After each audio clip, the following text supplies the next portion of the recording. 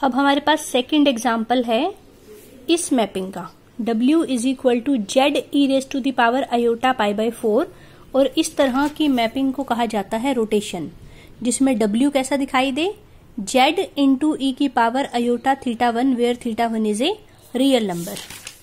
Question फिर से वैसा सा ही है कि जेड प्लेन में डायग्राम कैसा बनता है वो आपको दे रखा है, मैपिंग किस तरीके से डिफाइंड है वो भी आपको दे रखी है, आपको बताना क्या है कि डब्ल्यू प्लेन में डायग्राम कैसा दिखाई देगा।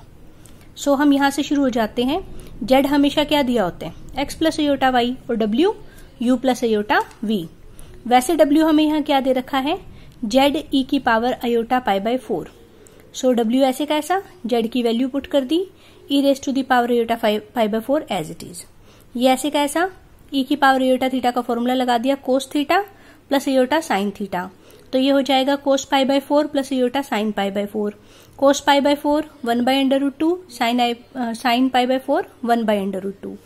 इसके बाद इस सारे को आपस में मल्टीप्लाई करके रियल पार्ट अलग कर दिया, इमेजिनरी पार्ट इसका अलग कर दिया।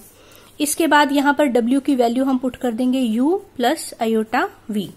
इसके बाद रियल और इमेजिनरी पार्ट्स को इक्वेट कर देंगे, तो रियल पार्ट हमारा क्या आया, U is equal to this, और imaginary part V is equal to this. ये दोनों लिख दिए, ठीक है।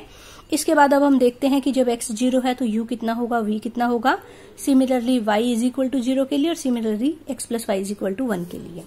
सबसे पहले जब x की वैल्यू 0 है, जब x की वैल्यू 0 है तो U किसके बराबर आया, minus y by under root 2, और जब x की वैल्यू 0 है तो v किसके बराबर आया, y by under root 2। u और v में क्या रिलेशन है, या आप ऐसा कह सकते हो कि ये वाली इसकी जो वैल्यू है v वो उठा के आपने यहाँ पुट कर दी, तो u किसके बराबर आ गया, माइनस v के, या v किसके बराबर आ गया, माइनस u के, क्योंकि ये दोनों एक दूसरे के नेगेटिव हैं। ठीक, इसी तरह से अब हम आते हैं y इज इक्वल टू 0 पे, ये दे रखा था, तो y की वैल्यू 0 यहां भी पुट करेंगे, यहां भी पुट करेंगे। जब y को 0 पुट करेंगे तो u कितना बचेगा, x बाई अंडर रूट 2, और v कितना बचेगा, x बाई अंडर रूट 2। तो u भी वही, v भी वही, दोनों बराबर है, so u is equal to v। तो एक लाइन तो हमारी ये आ गई, u is equal to minus v, एक लाइन हमारी आ गई u is equal to v, तीसरी लाइन क्या थी, x plus y is equal to 1।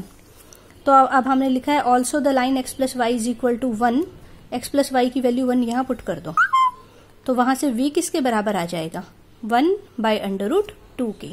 तो ये हमारी आ गई तीसरी लाइन, एक ये और एक ये। अब हम इन तीनों लाइंस का डायग्राम बना लेंगे डब्ल्यू प्लेन में। पहले ये वाला देख लो, ये जेड प्लेन था जो क्वेश्चन में दे रखा था, क्या क्या था, x is equal to 0, y is equal to 0, x plus y is equal to 1। तो ये होगी हमारी x इज इक्वल टू 0, ये हो गई y इज इक्वल टू 0, ये हो गई x plus y is equal to 1। तो यहाँ पर डायग्राम कैसा है, ट्रायंगल की शेप का है, ठीक है।